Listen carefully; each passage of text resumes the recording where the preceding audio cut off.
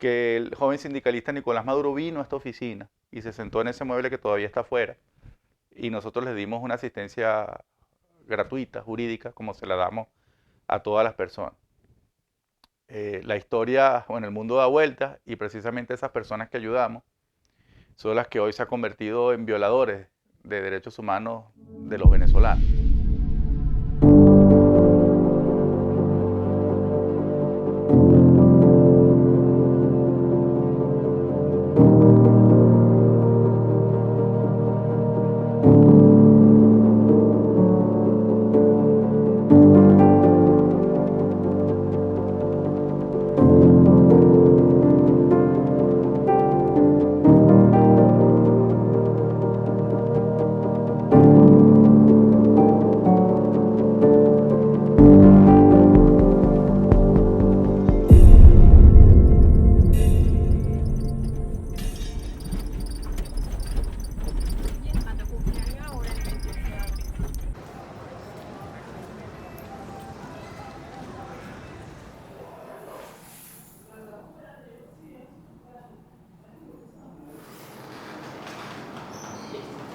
Listo. Bueno, a comienzos de la década de los 90 yo vivía en Barquisimeto, había terminado mi liceo y en ese momento tenía ya una vocación por hacer periódico, por hacer periodismo, no solamente por escribir reportajes, sino por hacer una publicación. Y yo era parte de algo que en ese momento llamamos Grupo de Editores Alternativos, que fue como un movimiento de jóvenes que hacíamos periódicos de manera independiente. Y yo creo que hasta el día de hoy tengo esa pasión por ser un editor, por ver una publicación física, ¿no? Soy un amante de los formatos físicos porque vengo de esa generación. Después mi ida a Estados Unidos, que a seguir arquitectura, yo había empezado aquí, pero fue importante porque es producto en un momento dado del famoso bullying, que no tenía ese nombre, pero siendo yo, digamos, un muchacho gay, no tenía referentes aquí y pasé momentos muy complicados en el colegio y en la universidad cuando empecé. Entonces me quería ir de aquí. Así que la ida fue a la universidad en Estados Unidos a continuar mi carrera. Y ese fue también un momento muy importante porque fue como empezar poco a poco a deslastrarse de la sensación de que habías hecho algo mal, de que no calzabas porque, digamos, eras una persona que estaba, no sé, en esencia, pues era cuestionable, criticable, como uno lo quiera llamar. Ya cuando ya estaba cursando bachillerato, yo cursé humanidades en el Colegio La Salle de la Colina, ya como que tenía muy claro que de alguna manera yo me iba a dedicar un poco a esto, me atraía mucho el mundo de la abogacía, el mundo del derecho. En efecto, apliqué para estudiar Derecho y empecé a estudiar Derecho. Y sí recuerdo que desde el primer año de la carrera ya estaba trabajando, primero en un escritorio jurídico como asistente, como pasante, pero de ahí salté inmediatamente ya para segundo año a los tribunales penales, donde empecé a trabajar como escribiente. Y fue allí donde me di cuenta de la importancia de tener personas y organizaciones que de alguna forma sirvieran como de escudo entre los ciudadanos y los abusos del poder. Sí, bueno, no es algo que estudias así como que tú vas a ser defensora, es algo como una etiqueta, sino es algo que se va construyendo en el tiempo, como dices tú.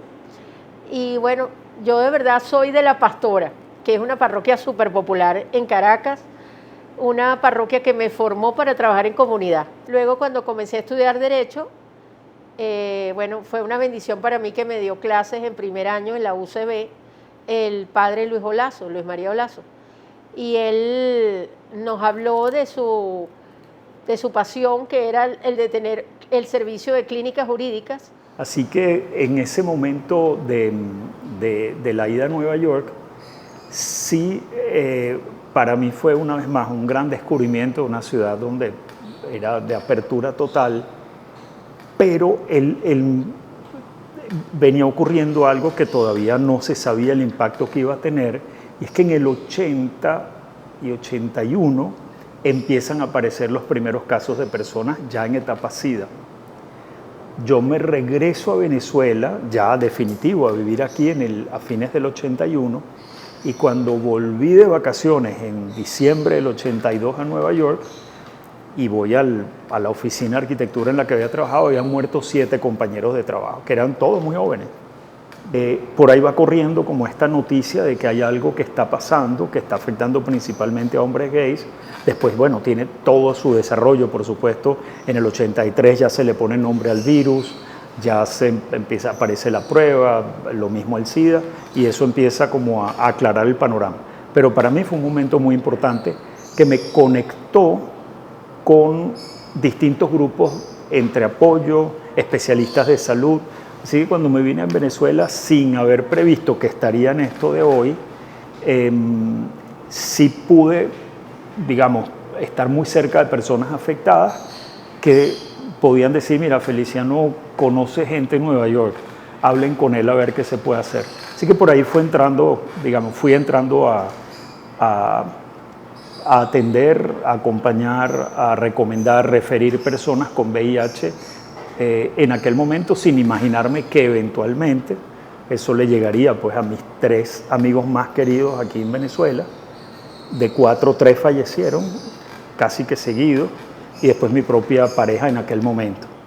En noviembre del año pasado nos tocó implementar en el municipio Sucre del estado Bolívar una actividad, y en medio de la movilización para llegar a esa actividad tuvimos un percance en la vía, caímos en un hueco y el carro se nos apagó, y era 5 de la mañana, estaba bastante oscuro y venían unas camionetas a mucha velocidad. Me dice mi compañero, corre, pero el monte era más alto que yo, y bueno, las camionetas venían tan rápido que en fracciones de segundo ya las tenía encima. Iba el copiloto de una de ellas apuntando con un arma. Mi compañero se percata, yo no me percato porque estaba pendiente pues del desperfecto que tenía la camioneta, y al llegar a una alcabala de la Guardia Nacional estaban allí, y había uno totalmente encapuchado, vestido de negro, sin ningún tipo de identificación de cuerpo de seguridad, y estaba apuntando con una R-15. Eso ha sido dentro de lo que hemos vivido como defensor de derechos humanos, uno de los puntos más peligrosos. Pero digamos, no me tocó de manera directa. Sí fui conociendo con el tiempo, y también justamente por los temas, ahí sí muy vinculados al VIH, a otras personas de lo que pudiera haber sido la comunidad gay en aquel momento, que se acercaban, bueno, mira, venían del mundo artístico, teatro, fotografía, afectadas, y bueno, me tocaba eso, tener algún tipo de acompañamiento, pero no pensado desde el activismo, que sí reclamaban y protestaban por unas redadas terribles que ocurrían en bares gays, y que lo que buscaban era incluso exponer como al descrédito, eran realmente unos operativos terribles, eran entre policías acompañadas por medios de comunicación, cámaras de televisión, que, ¿sabes?, sacaban a las personas saliendo de los bares. O sea, pero yo no estaba involucrado en ese movimiento, digamos, ¿no?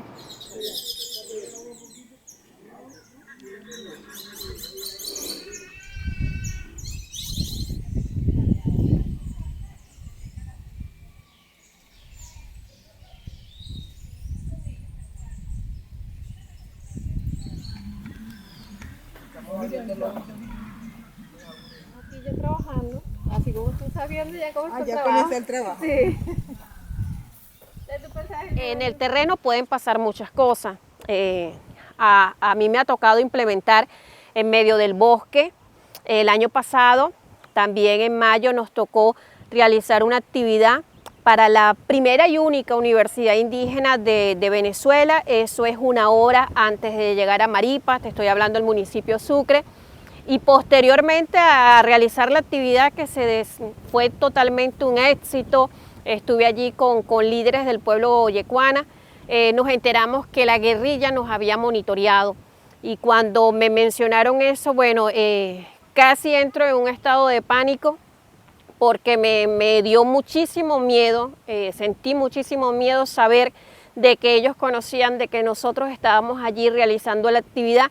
Y a partir de ese momento, todo lo que implique ir hacia esa zona del estado Bolívar me la tomo con muchísimo recelo, con muchísimo respeto, y tengo también mi propio protocolo de seguridad. Sigo el de la organización, pero también tengo el mío.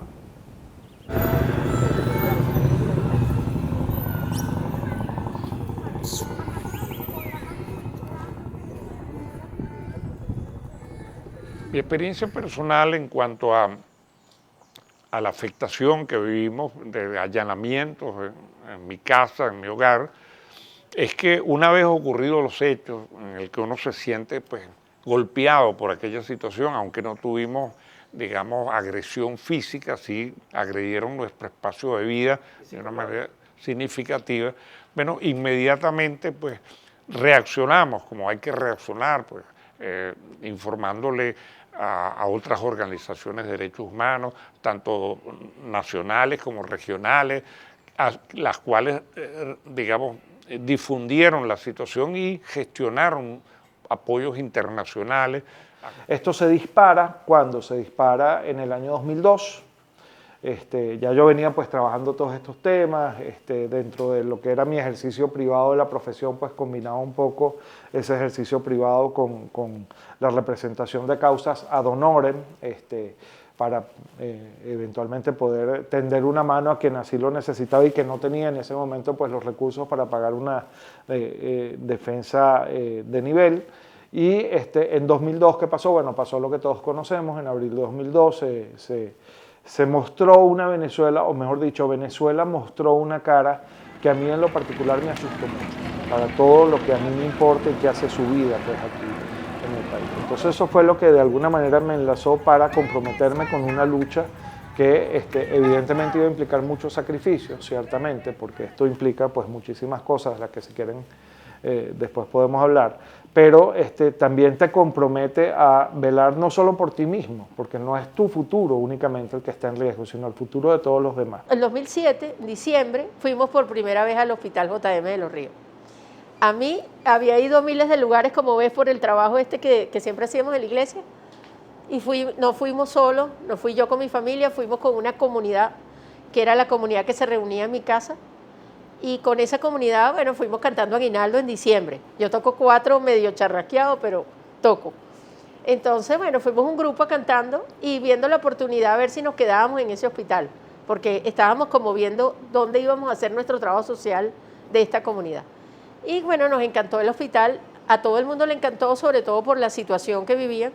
A mí no me encantó, a mí me pegó muchísimo, de verdad.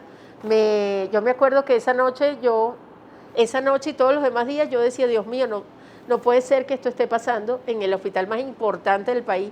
Era el 2007, en diciembre, y ya era muy fuerte todo. O sea, las mamás debajo de las camas durmiendo en papel periódico, los niñitos en mala situación, los médicos como que si hubiera... Nosotros llegamos como cualquier otro y ellos bueno, miren, por favor, los necesitamos. O sea, nos pedían de todo. Yo decía, ¿pero qué es esto? Después sí vamos encontrándonos con otras personas que se están manejando en el ámbito de la salud. Esa fue también muy importante porque ya claro era entender que si había problemas en la atención de personas con VIH, había otras condiciones también que necesitaban atención. Nos cruzamos con mujeres con cáncer de mama, en tratamiento, con personas trasplantadas en diálisis, leucemia, hemofilia. Entonces empezamos a hacer protestas conjuntas. Porque nosotros pensábamos en esa época que nosotros podíamos resolver los problemas. Pensábamos que llamábamos, casi todo el mundo era abogado, o tenía alguna conexión, o trabajaba en un banco, y llamaba, mira, aquí hace falta las válvulas, ya te consigo 10, las van a traer de Estados Unidos. ¿Sabes? Todo se iba como tapando hueco. Y en el 2016, también un antes y un después, vamos a decir así, porque Feliciano y Codevida, Acción Solidaria y Codevida, organizaron una manifestación en la Plaza Altamira Sur. Total que nos fuimos como 15 mamás y yo y Judy para allá, para la Plaza Altamira Sur, y encontramos que, bueno, menos mal que no éramos solos, pues había un gentío con su pancarta.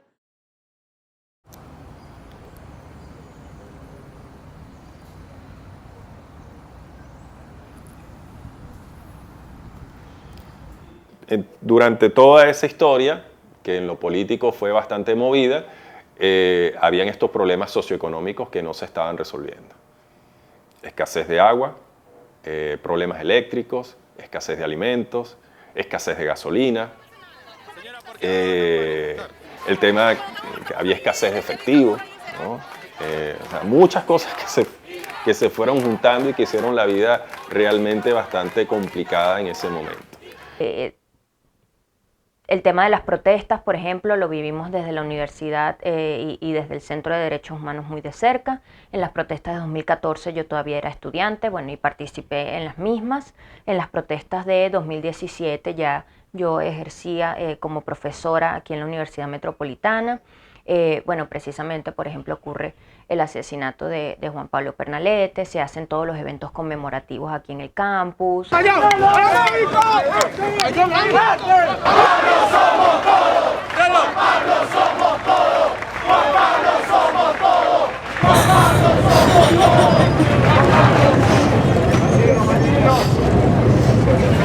Podemos conocer que eres amigo no, ¿tú le perteneces a Juan Pablo?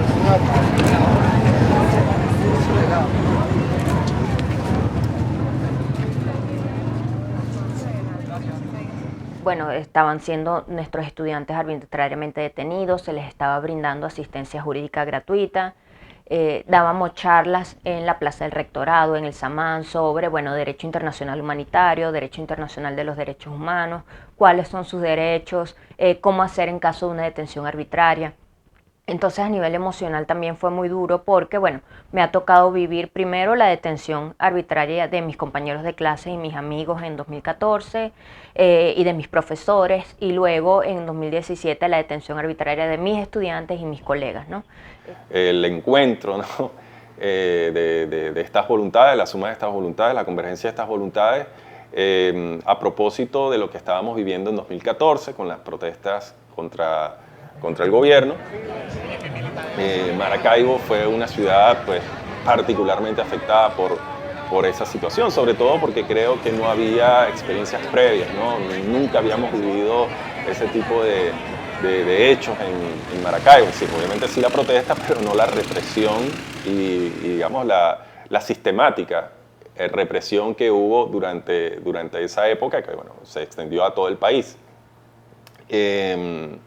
Ocurrieron una serie de circunstancias pues, que nos llevaron a un grupo de profesores de la Facultad de Ciencias Jurídicas y Políticas de Luz y de la Universidad Rafael Urdaneta, junto con el Colegio de Abogados, junto con algunos estudiantes animados pues, a la documentación de lo que estaba ocurriendo, pues justamente a hacer un registro de lo que se daba cada día, ¿no? Sí, seguimos, pero lamentablemente llegó el 2017, que ya ustedes saben del brote infeccioso, lo pasamos porque es muy largo, y bueno, ahí se empezaron a morir los niñitos, que ya nosotros que estábamos en el 2008 sabíamos los niñitos que se iban a morir, porque los mismos médicos decían, mira, este niñito ya hicimos de todo, pero era otro tipo de muerte, ¿sabes?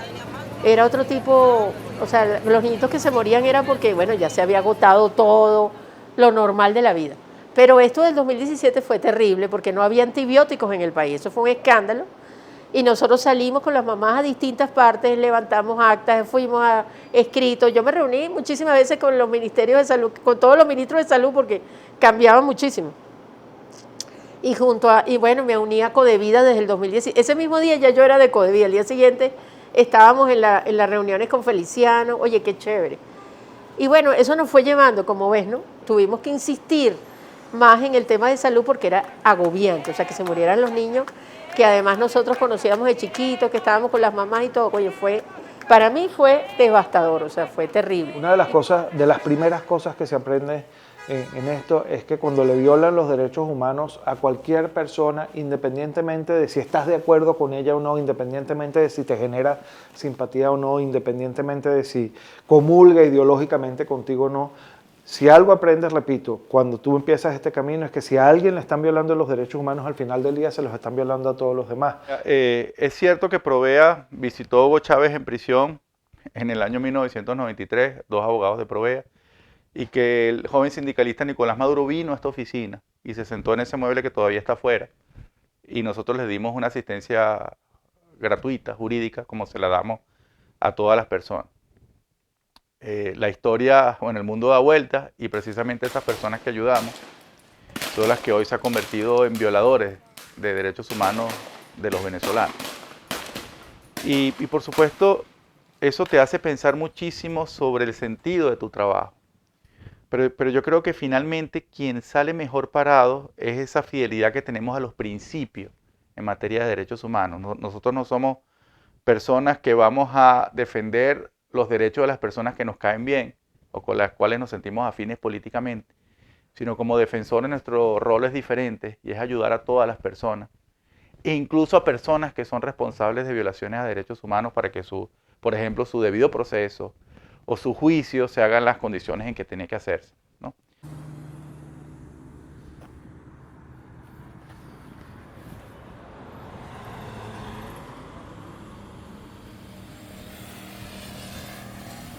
Bueno, yo creo que es fundamental decir que nosotros en contextos no democráticos, me puedo referir a Venezuela específicamente, estamos en Venezuela, un defensor de derechos humanos nunca está seguro. Así como tampoco están seguros los periodistas independientes, así como tampoco están seguros los académicos que expresan sus posturas sobre la situación del país, etc. Somos testigos históricos de situaciones sin precedentes de violaciones de derechos humanos, donde diariamente nosotros estamos monitoreando, documentando, visibilizando y también ayudando, porque no es solamente tomar la historia de una violación de derechos humanos, sino es acompañar a esa víctima o grupos de víctimas en esos momentos tan duros.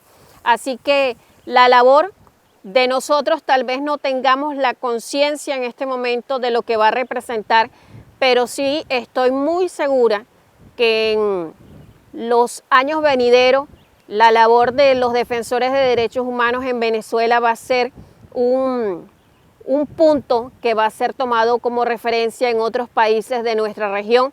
Que no es ajeno, el defensor no es ajeno a la situación. No, definitivamente no, y además desde el punto de vista emocional te comprometes con las causas. Si ya pasa con las causas en las que uno trabaja desde el punto de vista privado, pues para garantizarse su supervivencia profesional, imagínate lo que pasa cuando estás defendiendo los derechos humanos de una persona. Desde el punto de vista emocional, la empatía, la compenetración que tú logras con esa persona a la que estás apoyando gratuitamente, pues es muy íntima, es muy cercana, ¿no? Entonces, en ese sentido, cada golpe que el abuso le da a esa persona es un golpe que recibes tú también directamente, porque no solamente se lo están dando a la víctima, te lo están dando a ti también. Cada vez que un tribunal te cierra la puerta de la justicia en la cara, no es solamente a ese arbitrariamente detenido al que le están cerrando la puerta de la justicia, te la están cerrando a ti como su defensor. Porque es casi imposible desligarse de la situación humana que está viviendo otra persona, porque en definitiva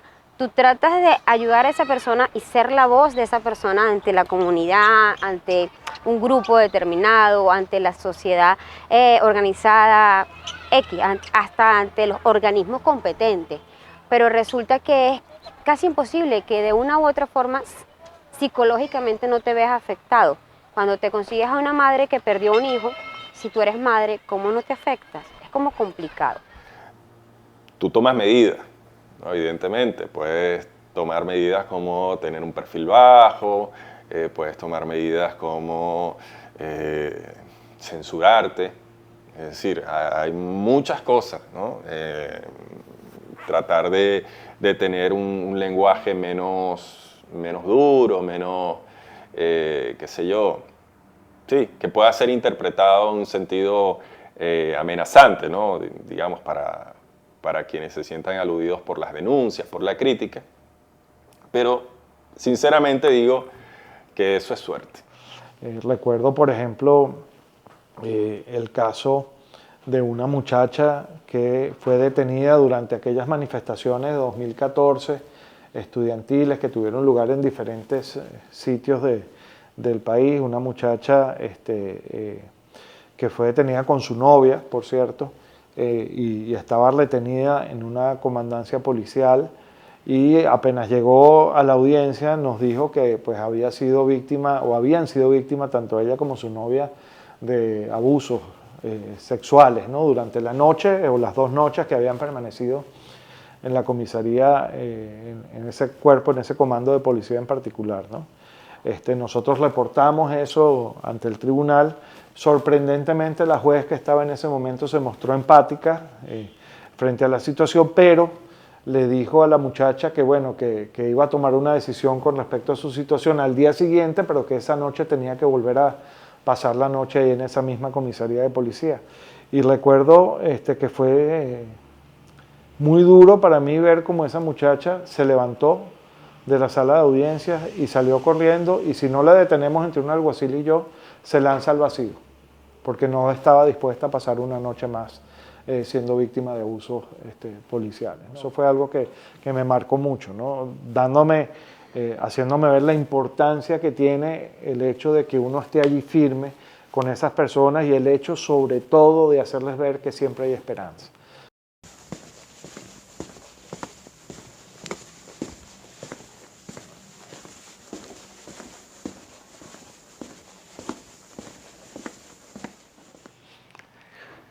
Luego, con el tiempo, pues me marcó y ha sido una influencia muy importante en mi vida el acompañamiento a los familiares de víctimas de estas protestas, porque en el Estado Lara, tanto en el 2014 como en el 2017 y en el 2019, bueno, hubo una cantidad muy importante de jóvenes ajusticiados.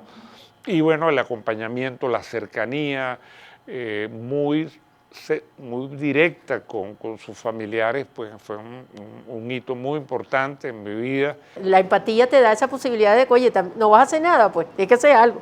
Desde las alturas del poder, algunos funcionarios nos han atacado, por lo menos para mí personal, ha sido un aliciente para seguir en ese camino. Porque reitero, para mí los estímulos negativos siempre han sido un aliciente para continuar y para mejorar, ¿no? Como dice una canción, la mejor venganza es tener éxito. Entonces, bueno, si eso es lo que les molesta tanto, bueno, vamos a seguir siendo notorios y siendo eficaces en ese camino. Y se ha vuelto una conversación cada vez más permanente entre nosotros, los temores que sentimos por realizar nuestro trabajo en este momento. Y una de las cosas que hemos aprendido es compartir estos temores para que no nos paralicen, ¿no? Nosotros pensábamos que como estábamos haciendo un trabajo que nos sentíamos felices, fíjate que yo de ir los viernes en la tarde, los primeros tiempos, ya terminé toda la semana, pues estaba allí toda la semana en las tardes, solamente trabajaba en la mañana y en la tarde estaba como loca que llegara la hora para venirme al hospital, pues, porque la pasaba súper bien. Y en ese proceso creíamos que era, entre comillas, un ambiente seguro, pues. Y entonces en ese camino fue para mí muy fuerte vivir que en el hospital fuera inseguro para mí, pues. Sucede que en el estado Apure, en el año 2017, se cierra el internado judicial de San Fernando y son trasladados 497 detenidos, entre procesados y condenados, a San Juan de los Morros, específicamente el Centro Penitenciario 26 de Julio. Entonces, existe una diferencia de tierra de más de 300 kilómetros, en donde cuando se cierra el estado por el tema pandemia, las madres no tenían cómo llevar comida a sus hijos. Entonces, en ese momento de pandemia, todos decíamos, ¿qué va a suceder con los privados de libertad? Que dependen en alimentación de sus seres queridos, que dependen de sus familiares. ¿Cómo van a comer? ¿Cómo van a subsistir? En mucho de los riesgos y de la concreción de los riesgos hay suerte. En este caso, buena suerte o mala suerte. Es decir, obviamente no estamos en un contexto democrático, entonces no estar en un contexto democrático hace que tu seguridad, tu integridad personal, tu vida, pues no dependa tanto de lo que tú puedas hacer. Los defensores de derechos humanos en todas las sociedades, no solamente en Venezuela, son necesarios porque en todas las sociedades hay violaciones de derechos humanos, hay personas vulnerables, hay grupos vulnerables, más vulnerables que otros. Y bueno, creo que la labor de los defensores de derechos humanos, aparte de lo evidente que es pues, proteger a las víctimas, acompañar a las víctimas, visibilizar lo que ocurre en un país, por supuesto, tienen un papel fundamental también como contrapesos al poder. Es decir, ellos forman parte o constituyen un un elemento esencial de los sistemas democráticos. Yo lo que estoy tratando de hacer cosas por la gente. Yo lo que quiero es que, digamos, que mi trabajo tenga alguna repercusión sobre la vida de las personas. Entonces siempre es como esa sensación de que, caray, ¿por qué hacer esto? Que es hacerlo bien como ser humano, digamos. Hacer el bien y hacerlo bien genera estas consecuencias. No, por supuesto que sí, por supuesto que sí. Uno no se puede sentir libre en un país en el que tú sabes que cualquier palabra que digas puede ser no solamente tergiversada, sino falseada. Entonces no me siento libre. Nosotros hemos calificado a este gobierno como un gobierno dictatorial. Y eso, por supuesto, nos ha limitado muchísimo de las cosas que podemos hacer en estas circunstancias. ¿Te sientes libre? ¿Has tenido que sacrificar algo, algún aspecto de tu vida por todo? Mi vida de pareja. Yo tengo desde hace 19 años una pareja. La situación del país lo afectó. Tomamos la decisión conjunta de que él saliera en el año 17 y fue una decisión dura tomarla. Vivíamos juntos. Y digamos, ese es uno de ellos, pues, ¿no? Porque para mí, digamos, donde está mi vocación, donde está mi deseo de hacer esa contribución es aquí. Y es en lo que yo estoy haciendo. Pero es a un costo personal importante. Entonces me preocupa muchísimo mi familia, porque bueno, ellos han ido creciendo, se han ido involucrando, todo el mundo quiere hacer más cosas y resulta que a mí me da pavor por todas las cosas que veo. Bueno, mi esposa también es defensora de derechos humanos y por estar vinculados al activismo y por el compromiso que tenemos, finalmente decidimos no tener hijos, ¿no? Y me hubiera gustado entonces, en otra vida y en otro momento, bueno, pues haber tenido una familia, haber tenido mascotas, ¿verdad? Y haber tenido más tiempo para nosotros. Pero siento que lo que nos hace falta es justamente compartir la visión, o tener visiones colectivas, tener un proyecto colectivo, un proyecto colectivo que nos identifique. Pues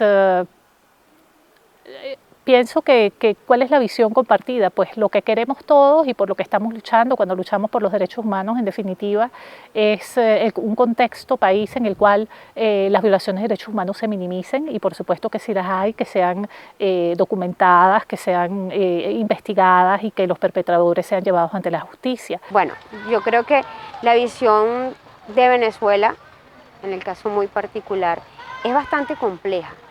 Es bastante compleja. Y me voy a detener a solamente un punto, que es tratar de conseguir la reconciliación entre nosotros mismos. Y cuando digo entre nosotros mismos, digo entre los venezolanos, porque estamos bastante divididos. Fíjate que existen personas que consideran que la actuación de los defensores de derechos humanos no es innecesaria. Pero sabemos, y somos muchos, considero que somos más, lo que sabemos la necesidad de que esta actuación se despliegue. Y mi Venezuela compartida es una Venezuela de prosperidad, es una Venezuela donde hayan realidades, porque siempre van a existir realidades de vulneración, pero que no sean la retórica más fuerte de lo que nosotros documentemos, sino que sea algo muy, pero muy específico. Esa Venezuela donde haya un gobierno que se preocupe por sus ciudadanos, que hayan unos ciudadanos formados y preparados en derechos humanos. Hay países en el mundo en el que la ausencia absoluta de defensores de derechos humanos demuestra que las personas no tienen la más mínima libertad. Corea del Norte, por ejemplo. Y cuando la actuación del poder no está sujeta a ningún tipo de control, todos sabemos lo que pasa. Abusos, ausencia absoluta de libertad, falta de desarrollo humano, falta de desarrollo colectivo. Los pueblos no crecen donde no se defienden los derechos humanos. Yo creo que a veces, puede ser muchas veces, o si no la mayoría, descuidamos justamente esa necesidad de saber que la persona que defiende derechos humanos, o ahora en esta otra área de acción humanitaria, necesitamos también tener nuestras propias como redes de contención, ¿no? Y allí no solamente en áreas que tienen que ver con seguridad física, también emocional, porque, digamos, aunque uno vaya aprendiendo y de repente tratas en lo posible de despersonalizar ciertas cosas, al final estás tratando con situaciones que representan drama humano y es muy difícil que uno que no permeen, pues, ¿no? Ahí creo que hay algunas lagunas que probablemente, de nuevo, no ocurran de manera infrecuente, sino que muchas de las personas que estamos en estas áreas las descuidamos, quizás sobrevaloramos también nuestras capacidades, de nuevo, emocionales. No me estoy refiriendo tanto a estas que tienen que ver con seguridad física, sino lidiar con situaciones humanas muy difíciles, que al final no pueden sino en algunos momentos estremecerte, entristecerte, ¿cómo se llama? Molestarte, sin duda, pero creo que ahí hay todavía siempre un área que trabajar.